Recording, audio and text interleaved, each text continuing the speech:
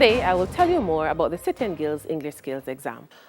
By the end of today's lesson, candidates should be able to correctly answer questions based on a Stage 3 reading and writing specimen paper set on the theme, The World of Music.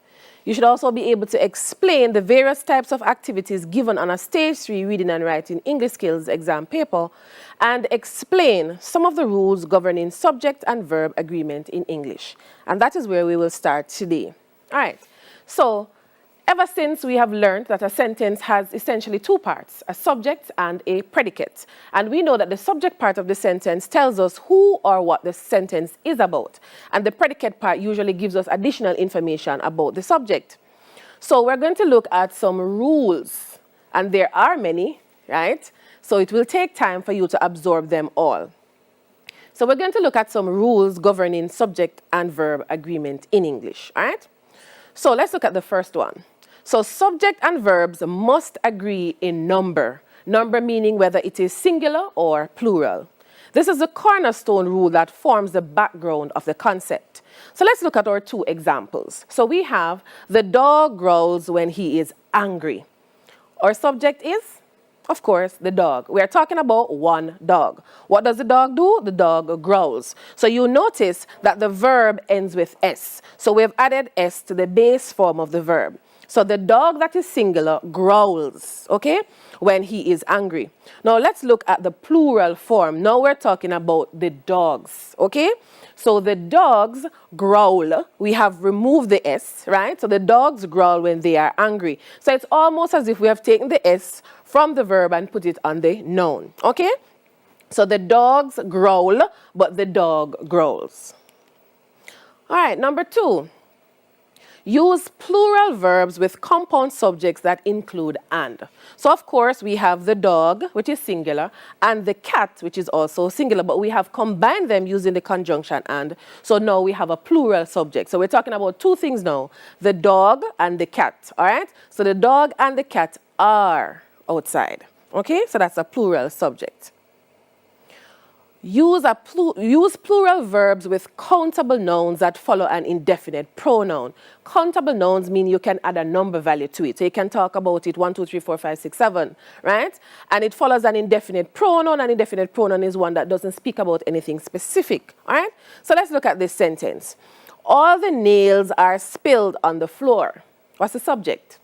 Yes, all the nails. Can we actually count the nails? Yes, we can. So we can say we have 1 nail, 2 nails, 3 nails, 4 nails, you name it. All right? So our indefinite pronoun here is all, right? And the noun that follows is a countable noun. So all the nails are. Excellent? All right. Let's look at this one. Use singular verbs with uncountable. So this is the opposite now. So use singular verbs with uncountable nouns that follow an indefinite pronoun.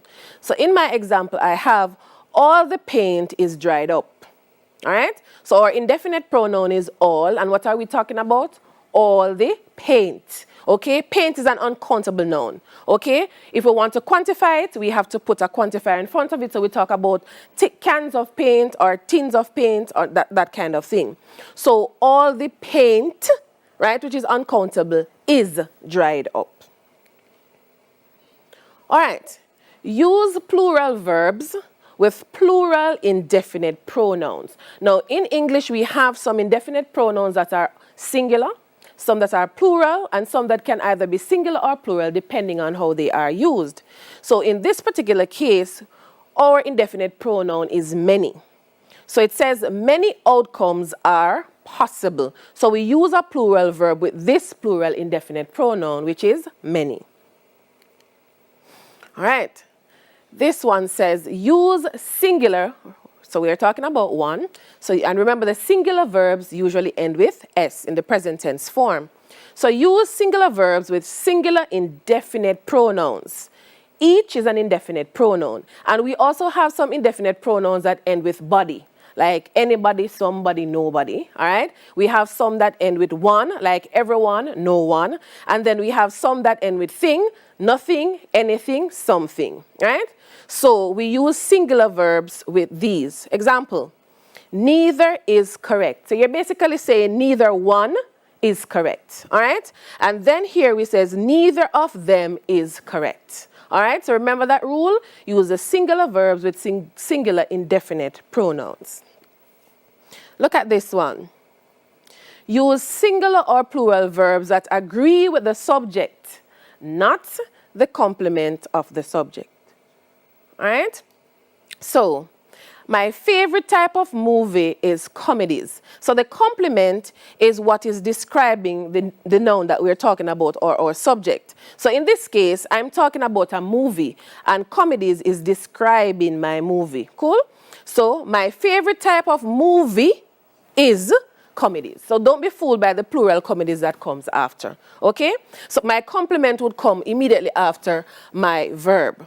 All right. So look at this other sentence now. Comedies, plural, right? Yes, it is. So comedies are my favorite type of movie. When you're doing this kind of exercise and when you're writing, you always have to think about your subject and ask yourself if your subject is singular or plural. The next rule says, use singular or plural verbs that agree with the subject, not with the complement of the subject. Oh, this is the one we just did. All right. So let's move on. All right, good. So we're going to use verbs that agree with a subject, not with a noun that is a part of a modifying phrase or clause between verb and subject. So in this example, we're talking about the pot of eggs, okay? The pot is boiling on the stove. What is in the pot? Eggs. So the of eggs there is a prepositional phrase. So don't be fooled by the of eggs and think that once you see the eggs here, it means that the subject is plural. No. All right? It's an intervening phrase. So the pot of eggs is boiling on the stove. All right? Now this one says we're to use plural verbs or singular verbs depending on the form of the noun nearest to the verb, with compound subjects that include nor, or. And we know that either goes with or and neither goes with nor. Good. So either the dog or the cats are responsible for the mess. All right? So we have a singular subject to start with, then we have a plural one. So the verb is going to agree with the one that is closer to it. Okay? So if we switch the order around and we talk about the cats first, which is plural, we'd say either the cats or the dog is responsible for the mess. So now the verb is agreeing with the noun that is right beside it, which is the dog. Got it? Excellent. All right. Next rule says, use singular verbs with inverted subjects that include singular nouns. Inverted simply means that the subject comes after the verb. All right? Typically, the subjects come first.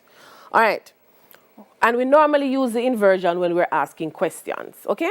So, why is my hat outside in the rain? What am I talking about? What is my subject? My subject is hat. Is it singular or plural? It is singular. So, hat is. And I could reverse it and say, my hat is outside in the rain, all right? This one says, use plural verbs with inverted subjects that include plural nouns.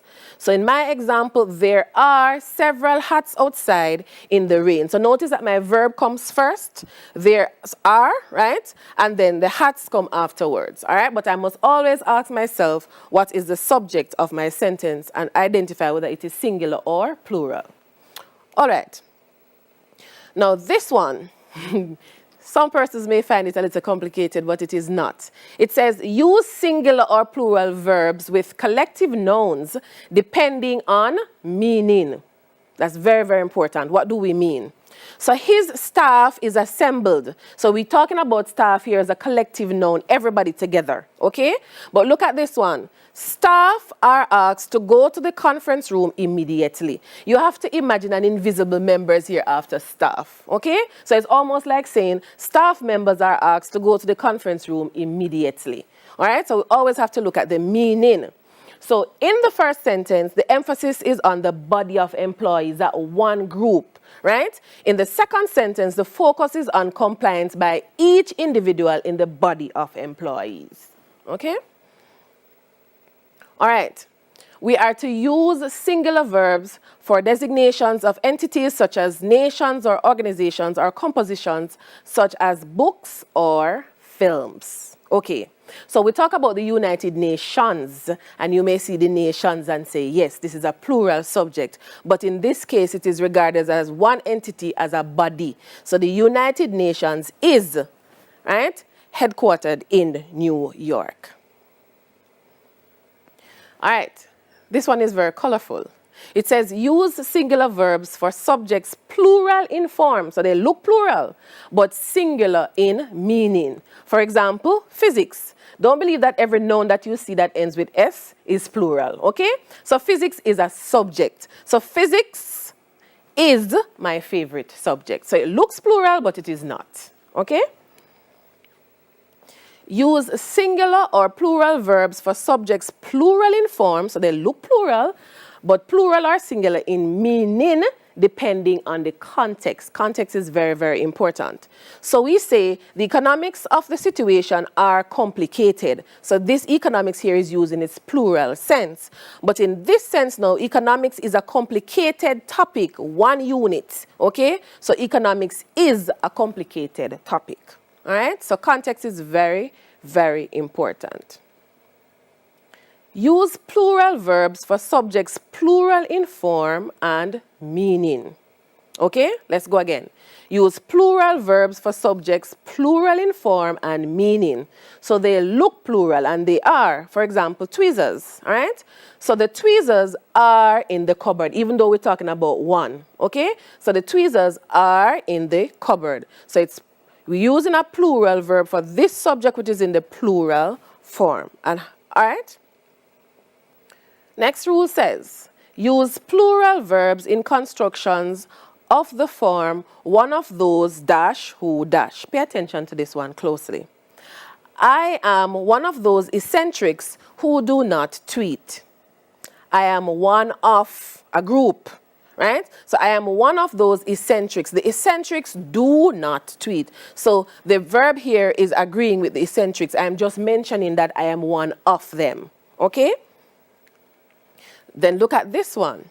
Use singular verbs in constructions of the form the only one. Focus on that. The only one of those dash who dash. Example. I am the only one of my friends who does not tweet. Right? So I am the only one who does not tweet. One person. Okay? So singular verb, which is does. Use singular verbs in construction of the form the number of dash. So the number of people here boggles the mind. Boggles is singular. Notice it has the S at the end. All right? So the number is always used with singular verbs. Look at this one. Look at a number now. Use plural verbs in constructions of the form a number of. Example, a number of people here disagree. So remember, the number goes with a singular verb and a number goes with a plural verb. Good? Okay, we're coming down nicely. All right. Use singular verbs in construction of the forms every dash and many a dash. Some persons may say many a sounds strange because we don't use it every day. So here what? Every good boy. Remember, every is singular. So every good boy does fine. Okay? So the boy is singular, does. All right? And then we also used every with it. Many a true word is spoken. Some persons may see many and say, no, this looks plural, right? But look at the context. Many a true word is spoken in jest. All right? So remember that one. All right. So we have covered quite a lot there, subject and verb agreement. Now, the good thing about it is that you can always rewatch the video and try to absorb as many of the rules as possible because you're going to need to remember the rules as you do your extended writing task. Okay? So we are going to move now from that to look at the reading and writing exam. All right? So remember, this is what you have to do. You have to complete the test using a blue or black ink pen. Dark blue now, not light blue. So it's blue or black ink pen. Okay? You have to check that you have put your name and the details, your biographical details on the front cover of your test. So make sure you give out all relevant information. Okay? Then you are to read each question, how? Carefully. Okay? We want to make sure that we understand exactly what we are supposed to do. you are to ensure that you answer all the questions. Write your answers in the answer booklet, and remember you have 2 hours. Every stage you have 2 hours to complete your reading and writing exam. What will you need? You are going to need the test paper that will be provided, right, by City and Guilds. You are going to need the source documents that will also be provided by City and Guilds. You are going to need your dictionary and thesaurus, right, and we have spoken about that so many times, very, very important, and that is your responsibility, all right? So ensure that you have one. You can have a dictionary and thesaurus in one, or you may work with 2, both a dictionary and a thesaurus. And of course, again, you need a blue or black ink pen, no gel ink. All right, so let's do some exploration now. Let's look at a stage 3 specimen paper, and you will like the topic, the world of music. I know young people love music, all right? So this is source document 1, all right? Artist manager. Maybe wondering who that is. What is it? An artist manager, also known as a band manager, is in charge of the business side of being in a band or being a performer. Often, band members or performers are great at the creative side of things, but they aren't so good at promoting themselves, booking their own gigs, or negotiating deals. In a very general sense, the task of a manager is to take care of the day-to-day running of the artist's career so they can focus on the creative side of things. What jobs should an artist manager do? All right. For signed artists, the jobs a manager does depend very much on the artist and where they are in their career. All right.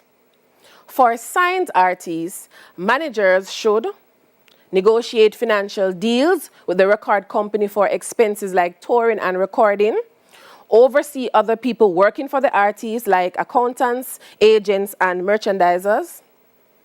For the unsigned artists, for unsigned artists, the manager should be their mouthpiece and their greatest ally, making sure that everyone else involved in the artist's career is doing their job and working hard to promote the artist's success. For instance, the manager should be on the phone with record companies, asking about advertising campaigns, and on the phone with agents, asking about upcoming show opportunities.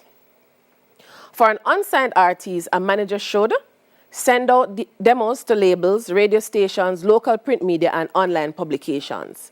Book gigs and invite labels and the media to the shows. Network and talk to people about the artists. Help book studio time and practice sessions. Explore funding opportunities. So that is document 1. Okay, so we're on to our questions now, and this is section 1. This is a stage 3 paper, so section 1 values 35 marks. And you are to read the source documents. We just read source document 1. Remember, you get 3 source documents at this stage. So read the source documents in the source booklet and answer the following questions. Then it is made clear that questions 1 to 3 are about document 1 that we just read. All right. So, sample question. What is the main purpose of the document? You are to tick the correct answer and you will get 1 mark. So is it to explain the responsibilities, to review a career move, to promote a career change, or to instruct creative artists? The answer is A, so we tick A, to explain responsibilities. Next one, summarize the role of artist manager giving 3 of the key points, and you get 3 marks for this one. So the artist manager deals with finance, looks after promotion, and deals with the day-to-day task. All right? This is an interesting one. Identify 3 organizational features used in the document. And this question is related to the one that is coming next. You identify these 3 and you get your 1 mark. So we have bullet points, subheadings, and bold words. And the follow-up question is, give a reason why each of the organizational features you have chosen have been used. So why were these used? All right, and this values 3 marks. So we could say to summarize or list information in a text, to signal important vocabulary and or a phrase that is integral to understanding the content of the text, or to indicate the main idea of a section of the text. All right, so 3 marks for explaining the purpose. Then this instruction clearly says questions 4 to 7 are about document 2. We don't have time to read document 2 today, but I just wanted to look at the questions and how we would answer them. All right, so in your own words, what is a sound clash? And this is Jamaica, right? We know what a sound clash is. All right, so it's a fight or a battle or a contest between DJs. All right, next question says, what is meant by the verb counteract in the text? And you get 1 mark for this, okay? So it means offset, frustrate, or work against. You just give 1. All right, this is interesting. Look up the 3 words in the table below which are mentioned in document 2 and write the definitions in relation to the context. So in relation to how the words are used. So if you do this, you get 3 marks, okay? So 3 marks for defining these words. So this is where the dictionary comes in. So your definitions from the dictionary are in the center, but make sure that the definitions are related to the context. And then the second part says, using an appropriate tool. So we need a thesaurus now. Find an alternative, which is a synonym, for each word appropriate to the context or topic. So we have chosen partnership for collaboration, we have chosen association for interaction, and we have chosen type for genre. All right, and for each word you're told which paragraph or which section of the document you can find the word. And that's 6 marks, just like that. All right? Next question says, which document is a written record of a verbal interview? It is document 2. All right? Now look at this one. In the following text, there are 2 spelling errors, 2 punctuation errors, and 2 grammar errors. And you are to simply circle the errors, and you earn 6 marks. So Lovers Rock is a style of reggae music noted for its romantic sound and content, hence the name. While love songs had been an important part of reggae since the late 1960s, the roots of Lovers Rock lies in the last days of the rocksteady era and early days of reggae, with singers such as Ken Booth, Johnny Nash, and John Holt enjoyed international hits. Remember, we're looking for 2 spelling errors, 2 punctuation errors, and 2 grammar errors. So here are our 2 spelling errors, okay? 2 grammar errors. No, this one actually. 2 grammar errors here and 2 punctuation errors, all right? So we're going to see the correction. So the question says you're to circle, just identify them, and you get 6 marks for doing that. And then you have space now. It says write the passage in question 13 correctly. Okay, so you're going to rewrite it, no error, and you get 6 marks for doing that. All right? Excellent. So this is what the extended writing task would look like at stage 3. So we would be now at section 2, and this values 35 valuable marks. Okay? Now, interestingly, you are to write a story. All right, and I know some of you love stories. Write a story about someone in the music industry. Remember, City and Guilds uses the thematic approach, so everything that you do in your exam is going to be related to the year's theme. You're to think about who the musician is, and it can be fictional or real life. All right, what challenges have been faced in his or her career, how the person overcame those challenges. All right, so those 3 key areas. You must use at least one of the images below and include information from at least one of the source documents. And of course, you should write between 300 to 400 words. So let's just look. These are the images. All right? So you are to choose, tick which image or images you are using in your story. So City and Guilds will provide the images, and you will choose the one that you want. All right? So remember those. Here are some exam tips again. Remember to write in paragraphs. Remember to develop your main points with examples, statistics, facts, incidents. Proofread your work. Use the correct format. Use the correct format for the document requested. Include appropriate organizational features. Create your plan. Make use of the bulleted guidelines. Make good use of the source documents unless told otherwise. Organize your information in a logical manner. Adhere to the word limit. Write clearly. All right? Practice, practice, practice. Always realize that you can get better. Your best work has not yet been done. So practice, practice.